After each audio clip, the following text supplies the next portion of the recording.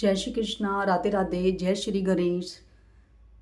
वैशाख मास के कृष्ण पक्ष की एकादशी को वरूथनी एकादशी कहा जाता है। आइए मिलकर श्रवण करते हैं वरूथनी एकादशी की पावन कथा।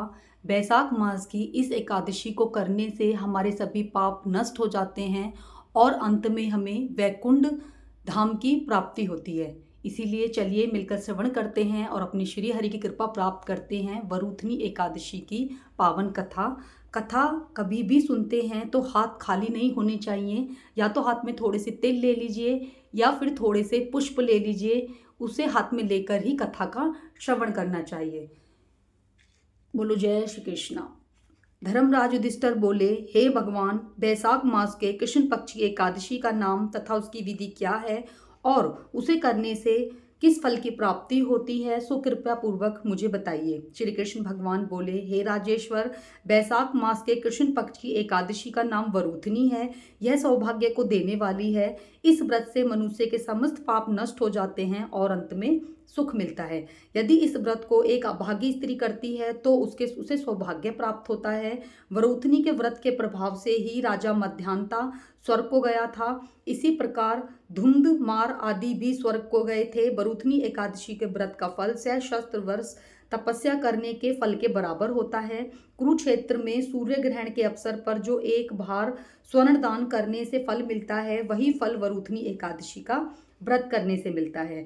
वरूथनी एकादशी के व्रत से मनुष्य इस लोक और परलोक दोनों में सुख प्राप्त करते हैं और अंत में स्वर्ग को जाते हैं। शास्त्रों में कहा गया है कि हाथी के दान, घोड़े के दान और हाथी के दान से भूमि का दान उत्तम है, उससे उत्तम तिलों का दान है।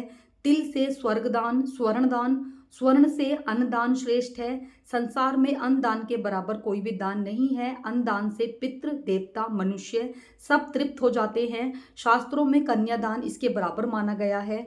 वरूथनी एकादशी के व्रत से अन्न तथा कन्यादान का फल मिलता है। जो मनुष्य लोभ के वश में होकर कन्या को धन ले लेते हैं, वे प्रलय के अंत तक नरक में पड़े रहते हैं। इसीलिए हमें कन्याओं का धन कभी नहीं लेना चाहिए या उनको अगले जन्म में विलाप का जन्म ग्रहण करना पड़ता है। जो मनुष्य प्रेम से एवं धन सहित कन्यादान करते हैं, उनके पुण्य को चित्रगुप्त भी लिखने में सामर्थ्य नहीं है।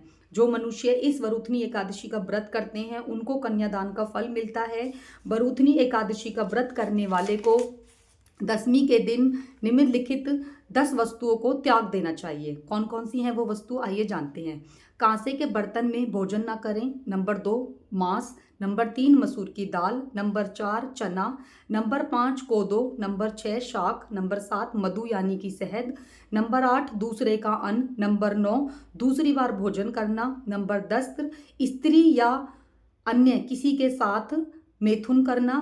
ये 10 नियम होते हैं जो हमें दशमी के दिन त्याग देने चाहिए। उस दिन जुआ नहीं खेलना चाहिए तथा शयन नहीं करना चाहिए। उस दिन पान खाना, दातून करना, दूसरे की निंदा करना, चुगली करना या फिर पापियों के साथ बातचीत भी नहीं करनी चाहिए। उस दिन क्रोध, मिथ्या भाषण का त्याग कर देना चाहिए।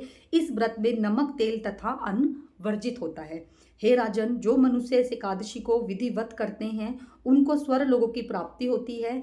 इस व्रत के महात्म्य को पढ़ने से या सुनने से सहस्त्र गोदान का फल प्राप्त होता है। इसका फल गंगा के स्नान करने के फल से भी अधिक होता है। ये थी वरूथनी एकादशी की पावन कथा। जय श्रीमन नारायण, जय श्री कृष्णा, राधे राधे, हरि बोल।